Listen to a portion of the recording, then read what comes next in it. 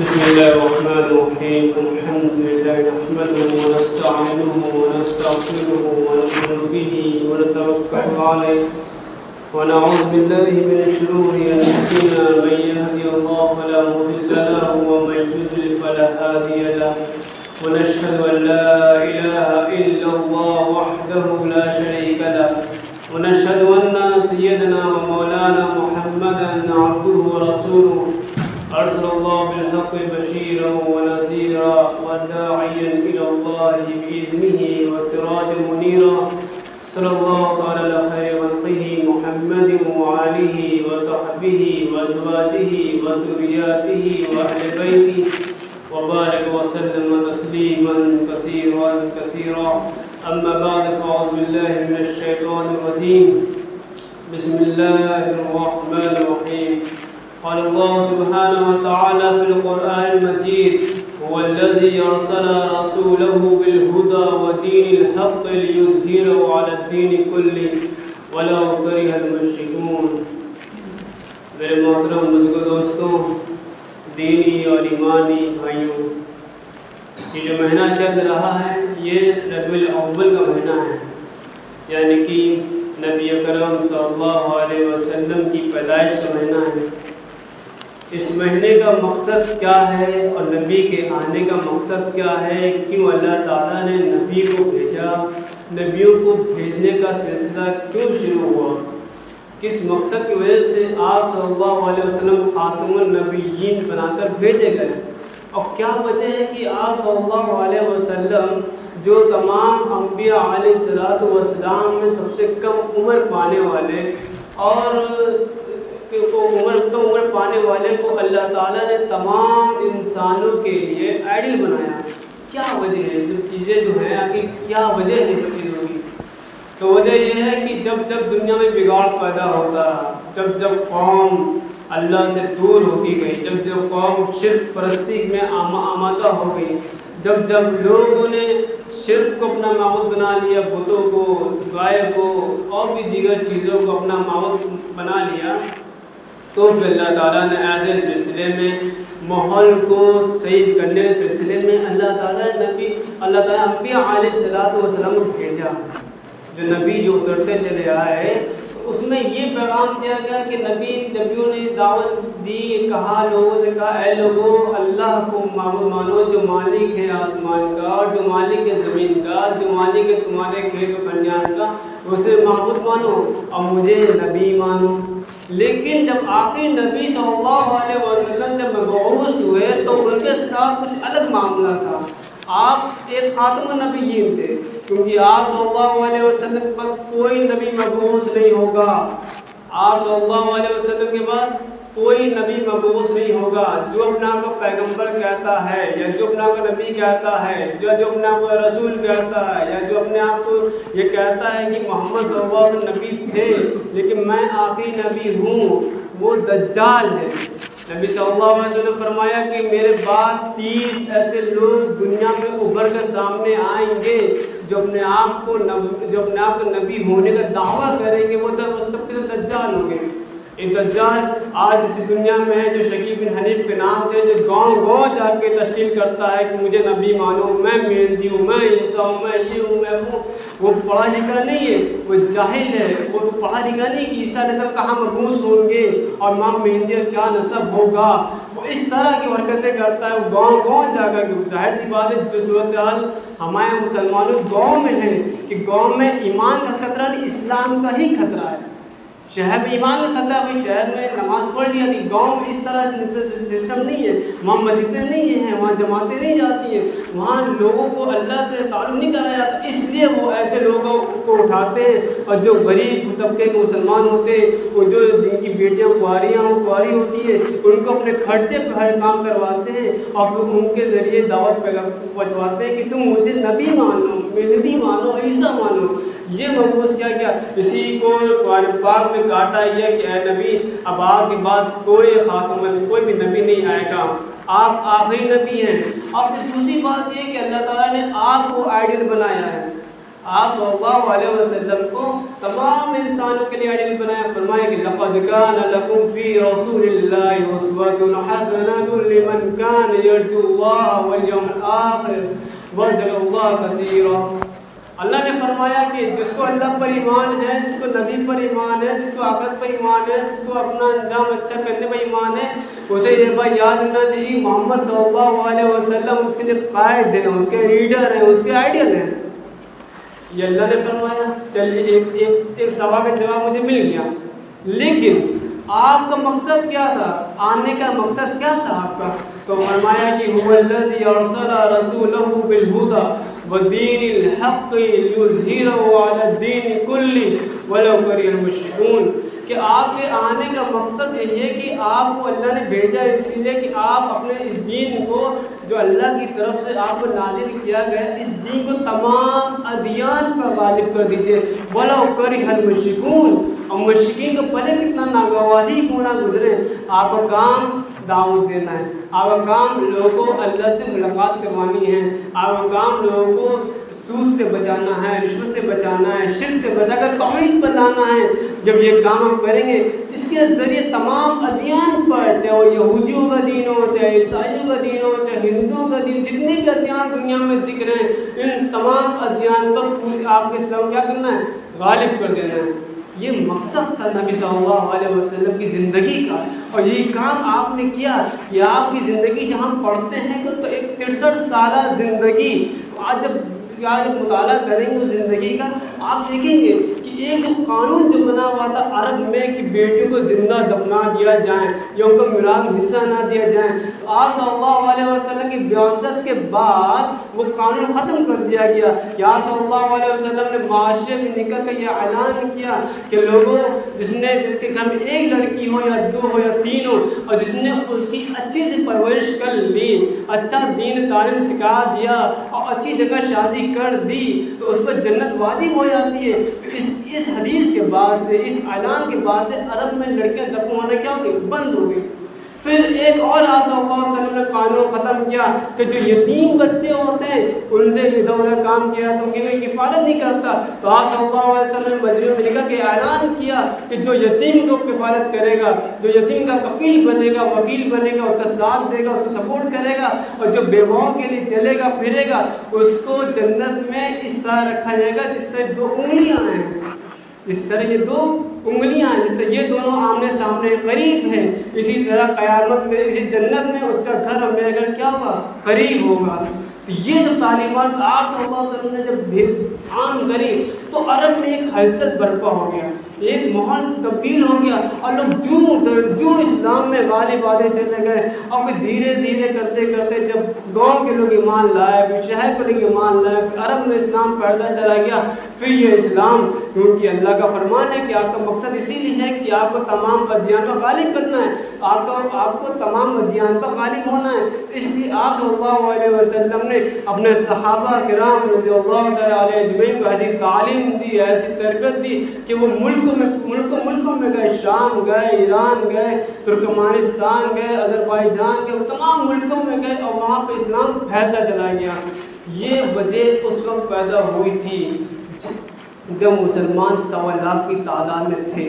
جب مسلمانوں کا لیڈر ایک تھا، جب مسلمانوں نے نبی صلی اللہ علیہ وسلم کی تعلیم کے سلسلے میں کسی بھی طرح کا کوئی بھی کمپرومائز نہیں کیا تھا. جب یہ صحابہ نے عمل کیا تو اللہ تعالیٰ نے صحابہ کی جوتیوں میں بڑے بڑے ہیرے ان کے جوتوں میں رکھے، بڑے بڑے تاج، بڑی بڑی حکومت ان کی جوتیوں میں آئی. ایک ہمارا دور ہے،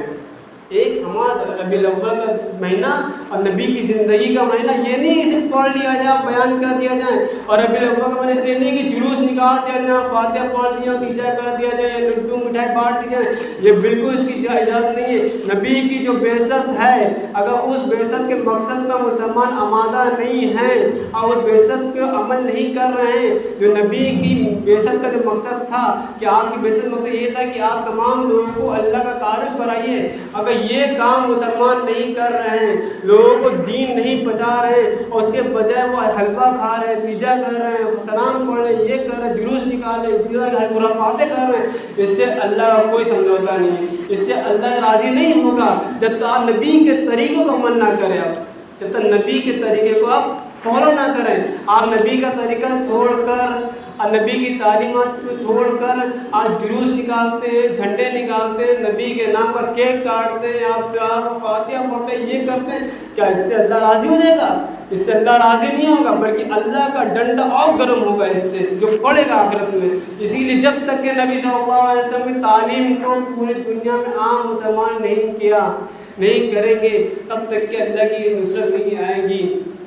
بہرحال وہ تو 1.25 لاکھ کی تعداد مسلمان تھے, انہوں نے ملک فتح کیا. آج جو ہماری جو صورتحال ہے, آج جو مسلمانوں کی صورتحال ہے, وہ کیوں ہوئی کہ اربوں کی تعداد مسلمان پوری دنیا میں بسے ہوئے اور 58 ملک ان کے ہیں اور بہت سارے نظام ان کے پاس رکھے ہوئے, لیکن ذلیل ہو رہے ہیں, شکست ہو رہے ہیں, کچھ سمجھ میں نہیں آ رہا کہ کیا کام ہے, کیا کام کیا جائے. ایک طرف صحابہ کی زندگی کو رکھیں, ایک طرف ہم اپنی زندگی کو رکھیں.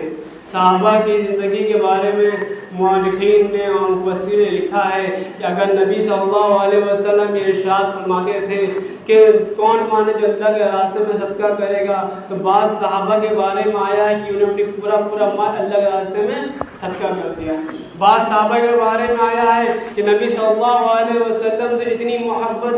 محبت تھی کہ بیماری کی حالت میں بھی اگر وہ نبی کو نہیں دیکھتے تھے, کچھ کھانا پینا نہیں کھاتے تھے. بعض لوگوں نے یہ سب چیزیں لکھی ہیں کیا. اور ہماری زندگی جب دیکھیں, ہماری زندگی صرف خرافاتوں میں, ہماری زندگی صرف بدعاتوں میں, ہماری زندگی صرف اختلافات میں, ہماری زندگی قرآن سے دور ہو چکی ہے, نبی کی تعلیم سے دور ہو چکی ہے, نبی کی سیرت سے دور ہو چکی ہے, اس لیے شکست ہو رہی ہے. اللہ نے صاف فرما دیا تھا کہ افتؤمنون ببعض الکتاب وتکفرون ببعض فما جزاء من يفعل ذلك منكم الا خزي في الحیات الدنیا ویوم القیامت یردون الی اشد العذاب وما اللہ بغافل عما تعملون.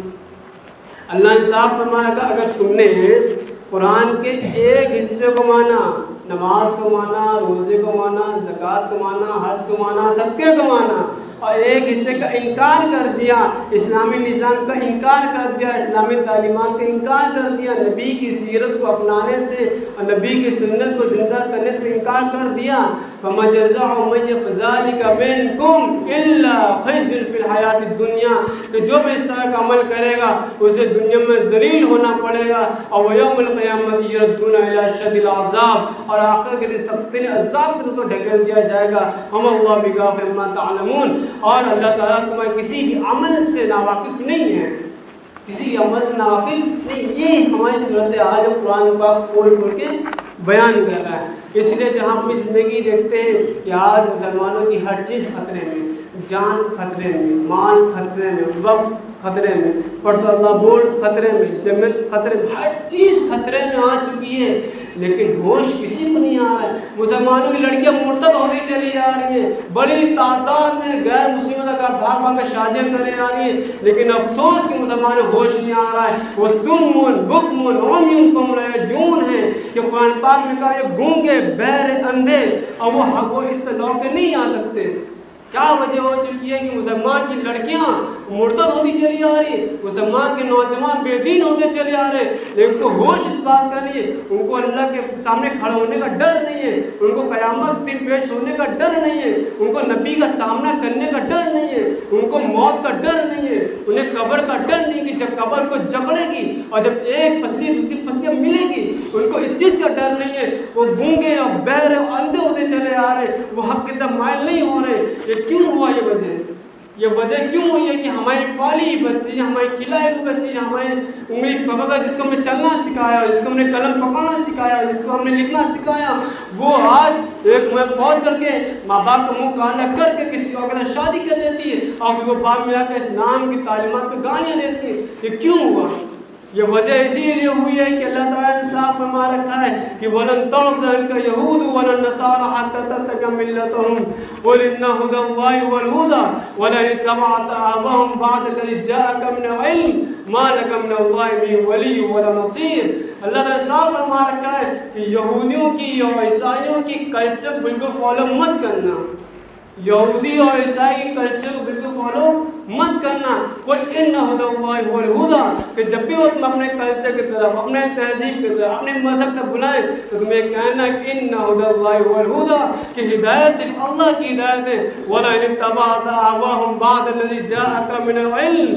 لیکن حق بات آنے کے بعد، نبی کی تعلیم اترنے کے بعد، ہر چیز کو واضح ہونے کے بعد، اگر تم نے ان کی اتباع کری جن کے بارے میں قرآن کہتا ہے کہ لُعِنَ الَّذِينَ كَفَرُوا مِن بَنِي إِسْرَائِيلَ عَلَىٰ لِسَانِ دَاؤُودَ وَعِيسَىٰ ابْنِ مَرْيَمَ، اگر تم نے ان کی اتباع کری جن کے قرآن کہتا ہے کہ ایسے ملعون ہیں جن کو داؤد نے بھی لعنت بھیجی اور عیسیٰ بن مریم نے بھی لعنت بھیجی، اگر تم ان کی اتباع کرو گے تو مَا لَكَ مِنَ اللَّهِ مِن وَلِيٍّ وَلَا نَصِيرٍ، تو اللہ کے سوا نہ کوئی تمہارا مددگار ہوگا اور نہ کوئی تمہارا حامی ہوگا۔ آج پوری امت مسلمہ شکست ہو چکی ہے، ذلیل ہو چکی ہے، پوری دنیا نے اس کی کمزوری پرکھ رکھی ہے کہ جب جب یہ امت دین سے ہٹے گی، جب جب یہ امت نبی کے طریقے سے ہٹے گی، جب جب یہ امت قرآن پاک کے نظام سے ہٹے گی اور پرمپراؤں کو لے کر کے آئے گی اور رسموں کو لے کر کے، یہ ذلیل ہو کے رہے گی۔ نبی صلی اللہ علیہ وسلم نے فرمایا تھا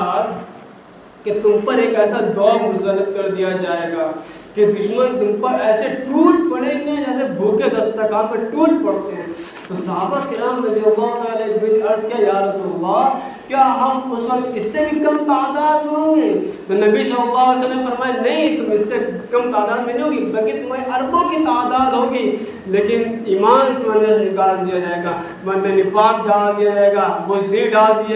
جائے گی، جس کی وجہ سے دشمن تم پر ایسے ٹوٹ پڑیں گے جیسے بھوکے دسترخوان پر ٹوٹ پڑتے ہیں۔ آج پوری دنیا میں مسلمان کو دیکھا جا سکتا ہے کہ بڑی تعداد مسلمان ہیں، ملک کے ملک ان کے ہاتھ میں، حکومتیں ان کے ہاتھ میں، ریاستیں ان کے ہاتھ میں، مال دولت ان کے ہاتھ میں، لیکن ذلیل ہو رہے ہیں۔ یاد رکھنا ہے اللہ نے فرمایا تھا کم من فئۃ قلیلہ غلبت فئۃ کثیرۃ بإذن اللہ واللہ مع الصابرین، کہ اللہ تعالیٰ نے صاف فرما رکھا تھا بہت ہی چھوٹی جماعت ایسی ہیں جو بڑی جماعت پہ غالب آ جائیں گی، اور اللہ تعالیٰ صبر کرنے والوں کے ساتھ ہے۔ جو بھی انسان، جو بھی قوم اللہ کے نظام سے ہٹے گی، جو بھی قوم نبی کے نظام سے ہٹے گی، تعلیم سے ہٹے گی، اسلام کی تعلیم کو برا بھلا کہے گی اور رسولوں کو اپنائے گی اور روایتوں کو اپنائے گی، وہ قوم شکست ہو جائے گی۔ اللہ تعالیٰ کیا، اللہ تعالیٰ اتنا غیور ہے، اللہ اتنا غیرت ہے، اللہ ایسا غیرت ہے کہ اگر تم نے اللہ کے سوا کسی کو برا بلایا، اللہ تعالیٰ سب گناہ کو معاف کر دے گا، زنا کو معاف کر دے گا، چوری کو معاف کر دے گا، شراب پینے والوں کو معاف کر دے گا، بے نمازی کو معاف کر دے گا، ہر طرح گناہ اللہ معاف کر دے گا، لیکن اسلام میں کسی طرح کی ملاوٹ کو، کسی طرح کے شرک کو اللہ معاف نہیں کرے گا۔ اللہ صاحب فرما رکھا ہے تم شرک مت کرنا کسی بھی حال میں، نہ اللہ کی ذات میں نہ اللہ کی صفات میں۔ بارہ تو یہ لڑکے جو مرتد ہو رہی ہیں اس کی وجہ کیا ہے؟ علماء نے اس کی چند وجوہات بیان کری، وجہ بہت ہے لیکن چند وجوہات بیان کری، اس میں سے میں آپ کے سامنے گناتا ہوں۔ پہلی وجہ لڑکیوں میں بے دینی ہے۔ ہمارے گھر کا جو ماحول ہے وہ بے دینی ماحول ہے، ہمارے گھر کا ماحول اسلامی نہیں ہے۔ ہم باہر نماز ایسی پڑھتے ہیں جیسے پوری عوام بزرگ سمجھے، اور گھر میں ایسا ہو جاتا ہے گھر والے شیطان سمجھتے ہیں۔ ہمارا گھر کا ماحول بے دینی، اس کی وجہ نہ قرآن پاک کی تعلیم ہوتی ہے، نہ حدیث کی تعلیم ہوتی ہے، نہ نبی کی بات بتائی جاتی ہے۔ یہ ایک وجہ یہ ہو گئی، اور دوسری وجہ کو ایجوکیشن سسٹم ہے کہ آج جو لڑکیوں اور لڑکوں کا جو اخلاق ہے لڑکیوں اسکولوں میں اور کالجوں میں کہ لڑکے لڑکی ایک ہی ساتھ بیٹھ کے پڑھتے ہیں، اور پھر لڑکیوں کو ورگلا دیا جاتا ہے، اور پھر اپنے ماں باپ سے جلد شادی کا مطالبہ کرتے ہیں، اور ماں باپ اپنی ہٹ دھرمی میں کی شادی نہیں کرتے، جس کی وجہ سے لڑکی دوسرے لڑکے کے ساتھ بھاگ کے فرار ہو جاتی ہے، یہ مرتد ہوتی چلی جاتی ہے۔ پھر تیسری صورتحال ہے، وہ صورتحال یہ ہے کہ اسلامی نظام سے دوری، کہ ہم نے اپنے بچوں کو برقع نہیں دیا، نقاب نہیں دیا، ہم نے اپنی لڑکیوں کو نقاب کے فضائل نہیں بتائے، ہم نے اپنی لڑکیوں کو حجاب کے فضائل نہیں بتائے، فاطمہ کی سیرت نہیں بتائی، اس وجہ سے وہ مرتد ہوتی چلی جا رہی ہے۔ چوتھی وجہ غربت ہے، چوتھی وجہ غربت ہے کہ باپ غریب ہیں، ہم بھائی غریب ہیں، اور لڑکیوں کو خرچہ چاہیے گھومنے کا پھرنے کا، 1000 روپے ڈیلی کا چاہیے، اور لڑکوں کی ابا کی آمدنی کچھ نہیں ہے، اس وجہ سے لڑکیوں کے بڑے مرغے کو پھنساتی ہیں اور وہ اس کے ساتھ بھاگ جاتی ہیں۔ پھر چھٹی وجہ یہ ہے، چھٹی وجہ ماں باپ کا اپنی اولادوں کو ٹائم نہ دینا، ماں باپ کا اپنی اولادوں کو ٹائم نہ دینا، اپنے اولادوں سے ٹائم کو ایکسپینس نہ کرنا، یہ چھٹی وجہ ہے کہ ہم اپنے بچوں سے نہیں بیٹھتے، ہم کھانا نہیں کھاتے، ہم گھر میں ایسا ماحول بنائے ہیں، اپنا مزاج اپنا کلچر ایسا رکھیں کہ اگر سامنے سے میری اولاد کچھ کہتی ہے تو وہ میرے چہرے کے ایکسپریشن سے وہ گھبرا جاتی ہے، وہ کہتی ہے ابا سے کہیں گے کہ ابا مارنے نہ لگے، اماں سے کہ اماں ڈانٹ نہ لگا دے، اس لیے اولادیں اپنی ماں باپ سے کہنے ڈرتی ہیں۔ یہ ساتھی وجہ جو لڑکیاں مرتد ہو رہی ہیں، اور پھر اس کی وجہ کیا ہے؟ پھر اس کے بعد جو ہمارا جو نوجوان طبقہ ہے، ایک بہت بڑا طبقہ ایسا ہے جو لون لے رہا ہے بینکوں سے، جو لون لے رہا ہے بینکوں سے، بینک ایڈورٹائز کرتا ہے کہ بھئی آپ لون لیں گے آپ کو یہ ملے گا، یہ فیسلٹی ہوگی اور یہ فیسلٹی ہوگی، اور ہمارے وہ نوجوان ساتھی جن کی آمدنی نہ 1 روپیہ نہ 2 ہیں، وہ بینکوں سے لاکھوں کا لون لے لیتے، اور پھر جب بینک سود پہ سود چڑھاتا رہتا ہے پھر وہ ڈپریشن کا شکار ہو جاتے، پھر وہ آتم ہتیا کر لیتے۔ یہ رپورٹیں بہت زیادہ آ رہی ہیں۔ اس لیے نوجوانوں سے کہتا ہوں کہ جو بھی تمہیں کرنا ہے اپنے خرچے کو کرو، اپنی کمائی پہ رکھو، شوق کو کم رکھو، محنت کو زیادہ رکھو گے تب تم دنیا میں ترقی کر پاؤ گے، جب تم آخرت میں ترقی کر پاؤ گے۔ ادھار کے عادی نہ بنو، جو انسان ادھار کا عادی ہوتا ہے اس کے مال میں برکت نہیں رہتی ہے، جو انسان مانگنے کا عادی ہوتا ہے اللہ تعالیٰ اس کو لوگوں کے حوالے کر دیتا ہے۔ اللہ تعالیٰ اللہ کے نبی صلی اللہ علیہ وسلم نے فرمایا کہ اللہ تعالیٰ فرماتا ہے کہ میں بندوں کے ساتھ ویسے ہی پیش آتا ہوں جیسے بندہ میرے ساتھ گمان رکھتا ہے، کہ اگر بندے نے مجھے رازق کہا ہے، اگر وہ رازق نہیں مانتا ہے تو میں اس کو رزق نہیں دیتا ہوں، اگر بندہ مجھے اپنی آزمائش میں تھوڑا سا بھی ادھر ادھر کے الفاظ استعمال کر دیتا ہے تو میں اس سے اپنی رحمتیں کھینچ لیتا ہوں۔ اس لیے ہمیں اللہ سے مایوس نہیں ہونا ہے، ہمیں نبی کی تعلیم سے مایوس نہیں ہونا ہے، یہی ترقی کا راستہ ہے۔ اللہ نے صاف فرما رکھا ہے کہ الف لام میم حسب الناس ان یترکوا یقولوا آمنا وهم لا یفتنون ولقد فتنا الذین من قبلهم فلا یعلمن اللہ الذین صدقوا ولا یعلمن الکاذبین۔ اللہ نے صاف فرما رکھا ہے کہ جو لوگ کہتے ہیں ایمان لیا ہے، نماز پڑھتے ہیں، روزہ رکھتے ہیں، زکات دیتے ہیں، حج کرتے ہیں، کیا ہم انہیں ایسے جنت میں جانے دیں گے؟ وهم لا یفتنون، انہیں آزمایا نہیں جائے گا۔ ولقد فتنا الذین من قبلهم فلا یعلمن اللہ الذین صدقوا ولا یعلمن الکاذبین۔ اللہ نے فرما رکھا ہے کہ حقیقت تو یہ ہے کہ ہم نے اس سے پہلے لوگوں کو آزمایا ہے اور اب آزمائیں گے، اب تمہیں آزمایا جائے گا تمہارے گھروں سے۔ وَلَنَبْلُوَنَّكُم بِشَيْءٍ مِّنَ الْخَوْفِ وَالْجُوعِ وَنَقْصٍ مِّنَ الْأَمْوَالِ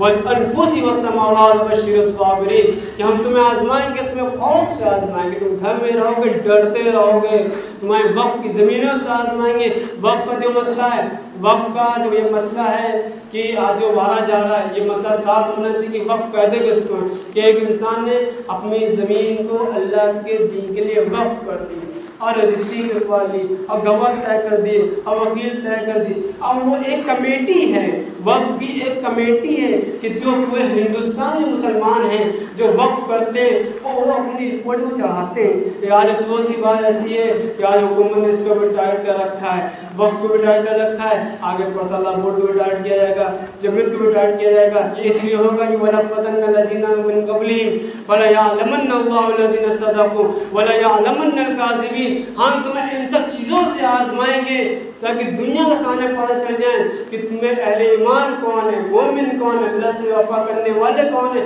اور تمہیں جھوٹے منافق کون ہیں۔ اس لیے مسلمانوں کو کام کرنا ہے کہ نبی کی تعلیم سے اور اسلامی نظام سے کسی بھی طرح کا کوئی کمپرومائز برداشت نہیں کیا جائے گا۔ یہ مسلمان نوجوان طے کر لیں، جو مجمع یہاں بیٹھا ہوا ہے یہ مجمع ہر نماز میں حاضر ہونا چاہیے۔ جب مسلمان اللہ کے آگے سر نہیں جھکاتا، اللہ کے آگے ہاتھ نہیں پھیلاتا تو اس کی حیثیت اس طرح ہو جاتی ہے کہ وہ انسان ایسے لوگوں کے سامنے ہاتھ پھیلاتا ہے، ایسے لوگوں کے سامنے سر جھکاتا ہے جو کبھی ہمارے جوتے کی دھولوں میں جایا کرتے تھے۔ اس لیے مسلمان یاد رکھنا چاہیے ہمارا خالق اللہ ہے، مالک اللہ ہے، ہم اس کے علاوہ کسی کے سامنے اس کے علاوہ کسی کا سر نہیں جھکائیں گے، ہاتھ نہیں بنائیں گے، ہم اس کے علاوہ کسی کو نہیں پوچھیں گے۔ یہ فیصلہ ہمیں اپنی زندگی میں دلی طور کے اوپر بھی اور زبانی طور پر کرنا پڑے گا۔ جب ہم اس طرح عمل کریں گے تب اللہ کی فتح انشاءاللہ آسمان سے بھی آئے گی اور زمین سے بھی آئے گی۔ اور اس مسجد میں جو گشت ہوتا ہے اس میں جڑیے، اور یہاں جو درس قرآن انشاءاللہ رکھا جائے گا، ہفتے کا شاید دوسرا اتوار رکھا جائے گا، اس درس قرآن میں تمام مجھے درخواست کرتا ہوں کہ وہ آئیں اور درس قرآن میں بیٹھیں اور پھر درس سے دعا میں جو قرآن پاک جو کہہ رہا ہے وہ چیز کو سنیں اور اس پر عمل کریں. اللہ تعالیٰ ہم سب کو توفیق عطا فرمائے. وآخر دعوانا الحمد للہ رب العالمین.